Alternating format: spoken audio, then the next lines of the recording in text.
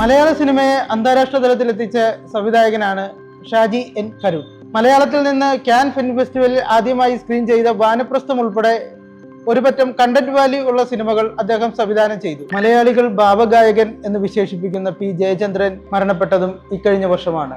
പ്രേം നസീറിന്റെ മകനും നടനുമായ ഷാനവാസ് ഇക്കഴിഞ്ഞ വർഷം മരണപ്പെട്ടു.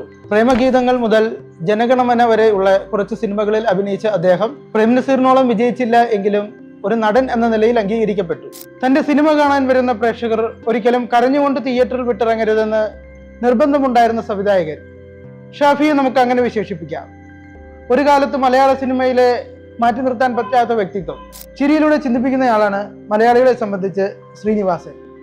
ആക്ഷേപഹാസ്യത്തിന്റെ മേമ്പൊടിയിൽ അദ്ദേഹം തലയണ മന്ത്രം, സന്ദേശം, വെള്ളാനകളുടെ നാട് തുടങ്ങിയ സിനിമകൾക്ക് തിരക്കഥ രചിക്കുകയുണ്ടായി. മിമിക്രി ആർട്ടിസ്റ്റും നടനുമായ കലാഭവൻ നവാസ്, ബോളിവുഡ് സൂപ്പർ താരം ധർമ്മേന്ദ്ര എന്നിവരുടെ മരണവും ഇക്കൊല്ലത്തെ നഷ്ടങ്ങളാണ്. നടനും ഗായകനുമായ സുബിൻ ഗാർഗും ഈ വർഷമാണ് മരണപ്പെട്ടത്. മേഘാലയയിലെ അനുഗ്രഹീതനായ ഈ കലാകാരന്റെ മരണം സംഗീത ലോകത്തെ ദുഃഖത്തിലാഴ്ത്തി.